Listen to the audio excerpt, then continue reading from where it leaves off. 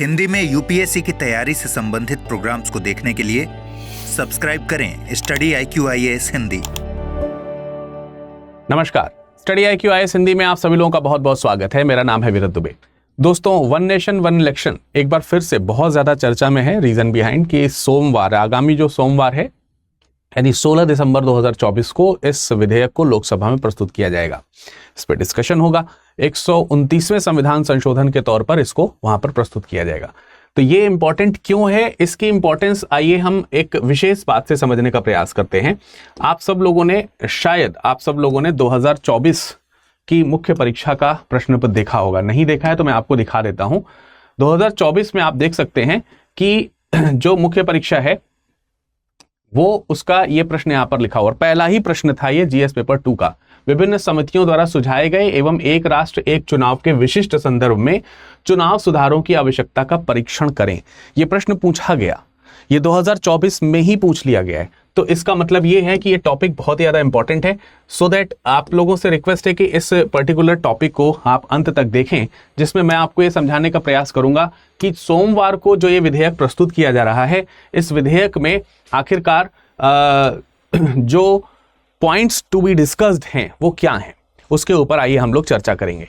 तो चलिए चर्चा की शुरुआत शुरू कर देते हैं। देख सकते हैं आप, one nation one elections to be table in Lok Sabha on Monday को इसको लोकसभा में टेबल किया जाएगा। तो union cabinet declare one nation one election set to be table in the Lok Sabha on December 16। This constitutional amendment aims to synchronize nation and union territory elections omitting local body polls for now। और इसमें मतलब काफी सारे प्रावधान है, इसके ऊपर सारी चीजों के ऊपर हम चर्चा करेंगे। चलिए इस चर्चा को बेझिझक शुरू कर लेते हैं। उससे पहले आपको मैं बता दूं, P2I फाउंडेशन दिसंबर का बैच जो है वो शुरू हो चुका है। अगर आप 2026 को टारगेट कर रहे हैं तो भी आपके लिए बैच उपलब्ध है। 2027 को टारगेट कर रहे हैं यानी लॉन्ग टर्म में जा रहे हैं तो भी बैच उपलब्ध है। विरत लाइव कोड एक ऐसा यूनिक कोड है जिसको लेकर के आप मैक्सिमम डिस्काउंट अवेल कर सकते हैं।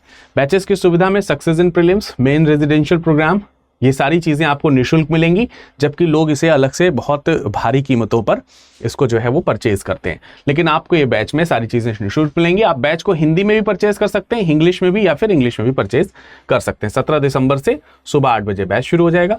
2025 में जिन लोगों ने सेल्फ स्टडी करी है और चाहते हैं कि उनका एक फिनिशिंग टच उनकी तैयारी में मिले with all test series including videos and revision lectures also, तो ये सारी चीजें आपको 2025 के SIP बैच में मिल सकती हैं। विरत लाइव कोड का इस्तेमाल कीजिए और 5999 में तुरंत जुड़ जाइए, क्योंकि इसके लिए समय नहीं है। 20 दिसंबर से सुबह 8 बजे क्लासेस शुरू हो रही हैं। ठीक है। इसके अलावा P2I का लॉन्ग टर्म फाउंडेशन कोर्स, जिसके बारे में मैंने थोड़ी देर पहले आपको बताया, वो यहाँ पर आपको उपलब्ध रहेगा। 34,999 में भी आप इसे ले सकते हैं, जो कि यहाँ पर भी लिखा हुआ था। सेम चीज है, इसमें कोई दो राय नहीं है। चलिए खबरों को हम आगे बढ़ाते हैं और इसको एनालाइज करने का प्रयास करते हैं। आपके लिए सीधे पॉइंट टू पॉइंट बात करते हैं। देखिए, आप सब लोगों ने बहुत सारी चीजें पढ़ी होंगी, बट यहां पर इंपॉर्टेंट है कि जो केंद्रीय विधि मंत्री और न्याय मंत्री हैं, जिनका नाम है अर्जुन राम मेघवाल, ठीक है, उन्होंने इस बात की घोषणा करी है। उन्होंने बताया है कि सोमवार को लोकसभा में संविधान का 129वां संविधान संशोधन विधेयक पेश किया जाएगा। तो 129th कॉन्स्टिट्यूशनल अमेंडमेंट बिल जो है ये पेश किया जाएगा लोकसभा में। 2024 है ये, तो 2024 बिल का नाम रहेगा। ठीक है, 129वां संविधान संशोधन विधेयक 2024 ऐसे इसका नाम रहेगा। देखिए, संविधान संशोधन विधेयकों की संख्या बहुत ज्यादा होती है, उसमें से जो अप्रूव होते हैं वो ही जाकर के कॉन्स्टिट्यूशनल अमेंडमेंट के तौर पर गिने जाते हैं। इसलिए बहुत सारे लोगों को जो कंफ्यूजन रहता है कि सर ये तो इतने तो अभी संविधान संशोधन हुए भी नहीं, तो मैं आपको बता रहा हूं ये संविधान संशोधन नहीं है, संविधान संशोधन के लिए बिल पेश किया गया है। इसका उद्देश्य क्या हो सकता है, आप खुद जानते हैं कि इस संविधान संशोधन के प्रमुख उद्देश्यों में क्या क्या चीजें शामिल हैं। कि एक तो इसमें जो राष्ट्रीय चुनाव होने हैं, ध्यान से सुनिएगा, जो नेशन के जो चुनाव, राष्ट्रीय जो चुनाव होने हैं, जिसमें लोकसभा मुख्य तौर से शामिल है इसमें, और राज्यों के जो चुनाव होने हैं, राज्यों में जो चुनाव होते हैं, ये जो चुनाव है इनकी जो तारीखें हैं, इनके चुनाव की जो तारीखें हैं, ये तारीखें जो हैं वो एक हो सकें, यानी कि पूरे देश में राज्यों के लिए और केंद्र के लिए एक साथ चुनाव आयोजित कराया जा सके। ये सबसे मुख्य उद्देश्य है। ठीक है। विधेयक के बारे में कुछ चीजें आइए और जान लेते हैं। सबसे पहले तो हमको ये समझना होगा कि विधेयक क्या है। देखिए, मैंने आपको यहाँ पर जो थंबनेल है उसमें बताया हुआ है, थंबनेल जो यहाँ पर रखा है उसमें मैंने आपको बताया है कि इसमें यह समझना है हमें कि ये जो बिल पास होगा इस बिल के अंदर क्या क्या चीजें शामिल हैं। तो मैं अभी आपको बिल भी दिखा दूंगा, ठीक है, मैं भी आपको यहाँ पर बिल भी दिखा दूंगा, बट यहाँ पर अभी देखिए आप कि क्या क्या चीजें शामिल हैं, उसको हम कुछ पॉइंट्स में यहाँ पर समझने का प्रयास करेंगे, कुछ छोटे से पॉइंट्स में समझने का प्रयास करेंगे। उससे पहले हम ये समझते हैं कि विधेयक है क्या। देखिए, पूरे भारत में जो मतदाता हैं वो एक ही वर्ष में राष्ट्रीय और राज्य दोनों चुनाव के लिए मतदान कर सकें। सबसे पहला तो इसका उद्देश्य यही है, यानी लोगों को इस बात के लिए प्रेरित करना कि देश में एक साथ एक चुनाव हो, अलग अलग समय में अलग अलग राज्यों के, और जो लोकसभा के जो चुनाव होते हैं, राज्यों में विधानसभा के जो चुनाव होते हैं, वो अलग अलग टाइम पर ना हो। अभी भी वर्तमान समय में कुछ ऐसे राज्य हैं जैसे आंध्र प्रदेश, सिक्किम और उड़ीसा, अगर आप देखेंगे ये कुछ महज राज्य हैं, कुछ राज्य हैं जिनमें वर्तमान समय में भी अगर आप देखेंगे तो इनके जो राष्ट्रीय चुनाव, इनके जो चुनाव है वो राष्ट्रीय चुनावों के साथ साथ ही हो जाते हैं, यानी राज्य के चुनाव भी आयोजित करते हैं, ठीक है, अगले 5 साल के लिए ऐसा रहता है। तो ये थोड़े बहुत आंकड़े हैं जिसको आप ऐसे रफली आप याद कर सकते हैं, लेकिन ये हमेशा पॉसिबल नहीं है। उसका रीजन ये है, उसके रीजन को समझना हो तो हमें विपक्षों की आलोचना को देखना पड़ेगा। विपक्ष इस बात पे क्या आलोचना करते हैं, वे कहते हैं कि प्रस्ताव जो दिया गया है, प्रस्ताव क्या है, 1 नेशन 1 इलेक्शन, ठीक है, ये जो प्रस्ताव है, इस प्रस्ताव में जो इसकी जो व्यवहार्यता है, यानी कि सोचने में बड़ा अच्छा लग रहा है कि यार पूरे देश में एक साथ चुनाव हो जाए, सारी झंझट खत्म हो, बार बार के लिए इसमें कोई इस तरीके की चीजें ना रहें, तो जितनी भी चीजें हैं वो खत्म हो जाएं, और सुनने में बड़ा अच्छा लग रहा है। तो ये चीज जो सुनने में बहुत अच्छा लग रहा है वो चीज यहाँ पर जो है अव्यवहार्य है, मतलब इसकी व्यवहार्यता बहुत ज्यादा समझ में नहीं आती। दूसरी, निहितार्थ जो है इसके, यानी इसके पीछे के जो उद्देश्य हैं वो निहितार्थ जो है वो अच्छे नहीं है। कहने का मतलब यह है कि जिस उद्देश्य से इसको पारित करवाने की सरकार बात करती है वो उद्देश्य कहीं ना कहीं लोकतंत्र पर एक प्रकार से प्रहार है। तो इसके जो व्यवहार्यता है वो ठीक नहीं है, और जो इसके पीछे निहितार्थ है वो भी ठीक नहीं है, इसलिए हम इसको नहीं चाहते हैं सपोर्ट करना। जैसे एग्जाम्पल्स कुछ उन्होंने दिए कि अगर राज्य सरकार अपने कार्यकाल के बीच में ही गिर जाती है तो क्या होगा, यानी कि आप कह रहे हैं कि 1 नेशन 1 इलेक्शन में स्टेट का जो इलेक्शन है वो और जो लोकसभा का जो इलेक्शन है वो एक ही दिन हो जाए, और मैंने मान लिया कि दोनों के कार्यकाल भाई 5 साल के होते हैं, तो और ये सरकार जो है ये 5 साल तक चली, लेकिन ये सरकार बनते ही, किसी भी राज्य में सरकार बनते ही अगले कुछ दिनों में गिर गई, तो फिर अगले 5 साल तक क्या होगा, अगले 5 साल तक यहां पर क्या होगा, ये एक मेन जो है वो मुद्दा है जिस पर जो है, जैसे कांग्रेस के बहुत ही वरिष्ठ नेता हैं क्या नाम है, दिग्विजय सिंह जी, उन्होंने इसके ऊपर क्वेश्चन जो है उठाया है कि अगर ये सरकार बीच में गिर जाती तो क्या होगा। नागरिकों को क्या अगले 5 साल तक बिना किसी चुनाव के रहना पड़ेगा, क्योंकि अगला इलेक्शन तो आप भाई लोकसभा का जब कार्यकाल खत्म होगा तभी कराओगे।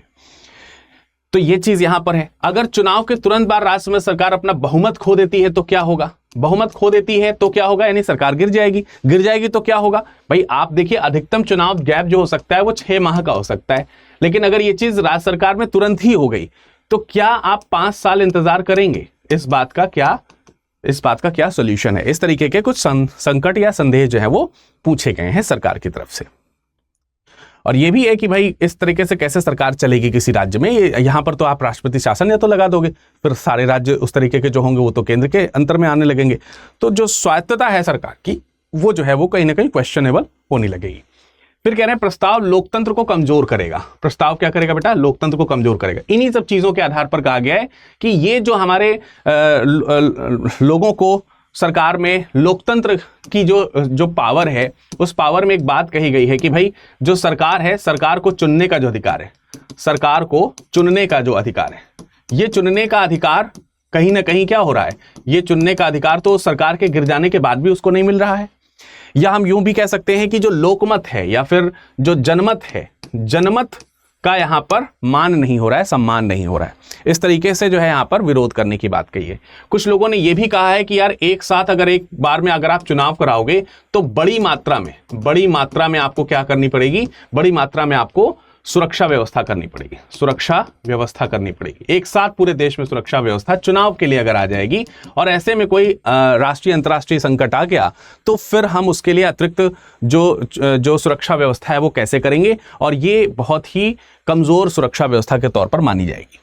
सरकार के कुछ लोग हैं जो समर्थन बताते हैं। सरकार का समर्थन इसमें क्या है, उनका कहना है कि अगर एक समय में कराएंगे हम तो सबसे पहले तो समय की बचत होगी, तो हम जो अपना कॉन्स्टिट्यूशनली जो ध्यान ज़्यादातर चुनावों पे दिया करते हैं वो हम राज्य के देश के उत्थान में लगाएंगे, क्योंकि हमने एक बार करा लिया चुनाव, 5 साल तक आराम से जो है प्रोग्रेस की बातें सोच सकते हैं। वरना हर बार कहीं ना कहीं चुनाव ही हो रहा होता है तो रैलियां ही होती रहती हैं। इसकी वजह से बहुत सारे पैसे जाते हैं, एक बार में जो पैसा लगना होगा वो लग जाएगा, बार बार काला धन जो है वो हम बचा सकेंगे। भारत के लोकतंत्र को बढ़ाने और चुनावी प्रक्रिया को सुव्यवस्थित करने की दिशा में एक महत्वपूर्ण कदम इसको बताया है। उन्होंने कहा है कि एक बार में ही सारा फंक्शन हो जाएगा तो स्वाभाविक सी बात है कि इसमें हमें ज़्यादा खर्चा नहीं करना पड़ेगा। तो ये सारी चीज़ें यहाँ पर प्रॉफिटेबल भी यहाँ पर बताई गई हैं। ये भी बताया गया है कि हम लोग बार बार चुनाव कराते हैं, इसकी वजह से बार बार सुरक्षा एजेंसीज जो हैं उनको इसी काम में इन्वॉल्व करना पड़ता है। कम से कम वो केवल एक ही बार इन्वॉल्व होंगी, बाकी समय में वो ढंग से सुरक्षा व्यवस्था का ध्यान दे पाएंगी। तो ऐसे करके उनके भी अपने कुछ तर्क हैं जो ये बताते हैं कि ठीक है। अब इसके लिए अगर आप देखेंगे तो ओवरऑल एक समिति की सिफारिश, एक मतलब इसको लाने के लिए एक समिति बनाई गई थी जिसको रामनाथ कोविंद समिति कहा जाता है। रामनाथ कोविंद समिति जो है पूर्व राष्ट्रपति रामनाथ कोविंद जी के नाम पर है, जो उनके अध्यक्षता में ही ये समिति जो है बनाई गई थी। 191 दिनों तक अगर आप देखेंगे तो इस समिति के जो मेंबर्स हैं उसमें जो भी मतलब इससे संबंधित जो लोग थे, जो भी हितधारक थे, जो भी एक्सपर्ट्स वगैरह थे, वो सब इसमें शामिल किए गए थे। तमाम सारे रिसर्च स्कॉलर्स इसमें शामिल हुए थे। तो उन सब लोगों ने करीब 191 दिन तक इस पर विचार विमर्श किया और विचार विमर्श करने के बाद फाइनली इस समिति ने इस particular one nation one election को क्या किया, अपना अप्रूवल दे दिया, प्रस्ताव की मंजूरी दे दी। अब जो ये प्रस्ताव है, अब जो पर्टिकुलर प्रस्ताव है ये राष्ट्रपति द्रौपदी मुर्मू के पास चला गया। अब इसी पर क्या होना है, लोकसभा में डिस्कशन होना है सोमवार को, जिसमें कई सारे लोग भी शामिल थे पहले। अब जो इसमें क्रियान्वयन होगा, ये क्रियान्वयन कैसे होगा? क्रियान्वयन की अगर हम ओवरऑल बात करें तो इसमें कुछ संविधान संशोधन करने की बात करी गई है और कुछ नया, जैसे जो संविधान संशोधन विधेयक हैं वो पारित किए जाएंगे। कुल मिलाकर के अगर देखा जाए तो इसमें 3 प्रकार के विधेयक प्रस्तावित हैं, जिनमें से 2 संविधान संशोधन विधेयक हैं, ध्यान रखना है। इसमें से 2 संविधान संशोधन विधेयक हैं, संविधान संशोधन विधेयक है, और एक जो है आपका क्या है, एक अलग से विधेयक जो है वो प्रस्तुत किया जाना है, एक अलग से नया बिल जो है इसमें जोड़ा जाना है। तो इस प्रकार से 3 विधेयक यहां पर शामिल किए गए। पहला संविधान संशोधन विधेयक जो है वो संयुक्त चुनाव कराने के लिए, लोकसभा और विधानसभाओं का संयुक्त चुनाव की प्रक्रिया के लिए, और इसके लिए आर्टिकल 22A अनुच्छेद 82A के इंसर्शन की बात यहां पर करी गई है। दूसरा संविधान संशोधन जो है वो इस चीज को ध्यान में रख करके किया जाएगा कि मतलब इसमें जो मतदाता सूची जो है, उसके जो मतदाता सूची, इसके जो प्रावधान हैं उनके प्रावधानों में संशोधन की इसमें जो है क्या करी गई है, बात कही गई है। इसमें मतदाता सूची में संशोधन की बात जो है वो कही गई है। इसके ऊपर करना है। स्थानीय निकाय चुनाव वगैरह जो है, राज्य चुनाव आयोग जो है उसमें किस प्रकार से सहयोग कर सकता है इसके लिए।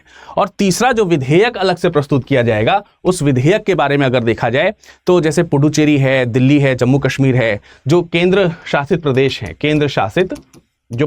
हैं जिनमें राज्य विधानसभाएं उपस्थित हैं, ठीक है, तो यहाँ की जो विधानसभा है उनके कार्यकाल और राज्य विधानसभाओं का कार्यकाल वो लोकसभा के बराबर करने की बात यहाँ पर करी जा रही है। तो इनके कार्यकाल को लेकर के संशोधन करना है, इसके अलावा जो एनसीआर अधिनियम है, एनसीआर अधिनियम 1991, एनसीआर अधिनियम 1991 जो है, इसमें संशोधन करने की बात कही गई है। इसके अलावा जम्मू एंड कश्मीर राज्य पुनर्गठन अधिनियम जो है, गठन अधिनियम 2019 वाला जो है, इसमें संशोधन की बात कही गई है। तो ये सारे प्रस्ताव इसमें तीसरे विधेयक में लाए गए हैं। तो ये तो आपने देखा कि यहाँ पर भाई राज्य पुनर्गठन की यहाँ पर बात करी गई है, तो इसमें भी कुछ ना कुछ संशोधन करने की बात कही है। अब बेसिकली हम ये समझ लेते हैं एक बार, सबसे पहले तो ये जान लेते हैं कि ये जो एक देश एक चुनाव वाला जो विधेयक है, एग्जैक्टली इसमें कौन कौन सी चीजें जो है वो शामिल करी गई, क्योंकि हमने मुद्दा इसी पे डिस्कशन किया। ये पॉइंटर्स के तौर पर इसको समझने का एक बार प्रयास करते हैं कि किन किन पॉइंट्स को हम इसमें ऐड कर रहे हैं। देखिए, पहला पॉइंट जो हम इसमें ऐड कर रहे हैं वो तो ये है कि 129th ये कॉन्स्टिट्यूशनल अमेंडमेंट बिल है, जिस बिल 2024 है जो यहां पर ये पेश किया जा रहा है।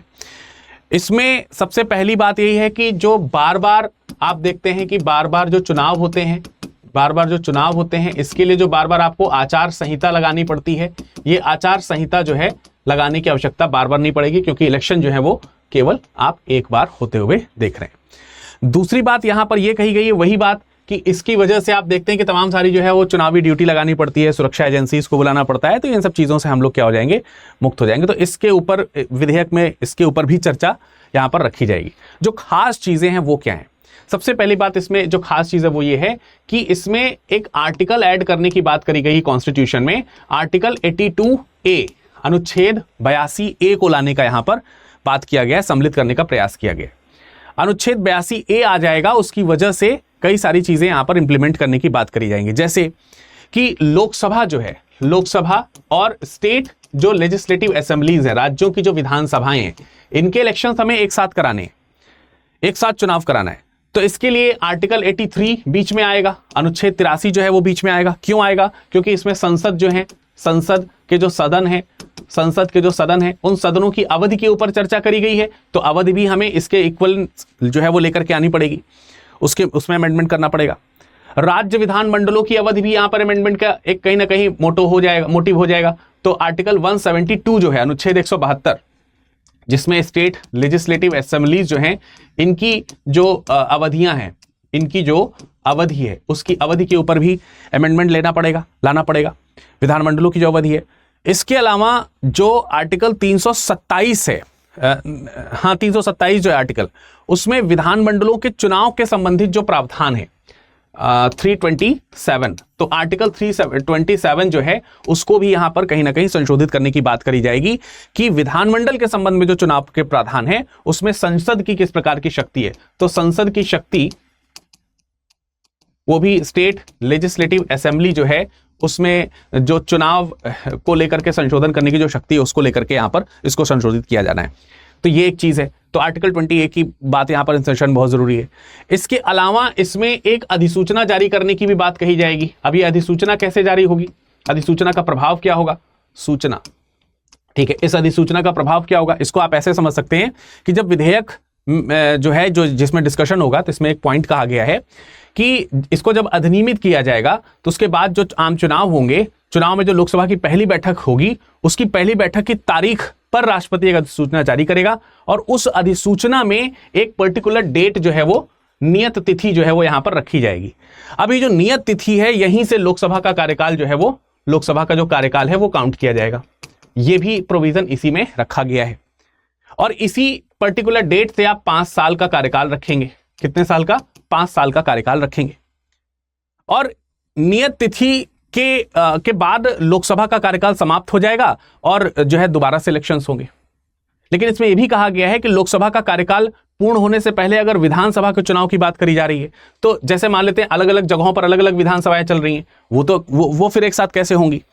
तो लोकसभा का जो ये कार्यकाल 5 साल का है और कोई भी विधानसभा जो पूर्व की चली आ रही है, तो उसको यहीं पर इक्विवेलेंट या उसकी इक्विवेलेंसी जो है वो यहीं पर लेकर के आई जाएगी। यानी लोकसभा का पूर्ण कार्यकाल के समाप्त होने से पहले विधानसभा के जो चुनाव हैं उनके लिए राज्य में सारा गठन कर लिया जाएगा। विधानसभा का कार्यकाल लोकसभा के कार्यकाल के इक्विवेलेंस जो है वो लाने का प्रयास किया जाएगा, यह लाया जाएगा।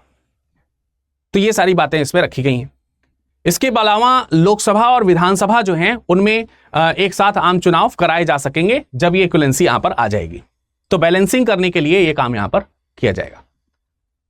फिर यह भी कहा गया है कि लोकसभा और विधानसभा जो है, लोकसभा और राज्यों की जो विधानसभाएं उसमें जो चुनाव है, इसके बारे में कहा गया है कि इसका जो पूर्ण कार्यकाल है, इसका जो पूर्ण कार्यकाल है, इस पूर्ण कार्यकाल से पहले अगर भंग हो जाता है, तो जो वर्तमान कार्य का जो जैसे मान लेते हैं विधानसभा है, विधानसभा का जो कार्य का समय जो बचा, उसके लिए जो मध्यावधि चुनाव करा करके जो दोबारा से इलेक्शन यहां पर लाए जाएंगे, उसमें जो सरकार बनेगी उस सरकार का कार्यकाल लोकसभा की जो शेष जो समय बचा हुआ है उसके बराबर ही यहां पर रखा जाएगा।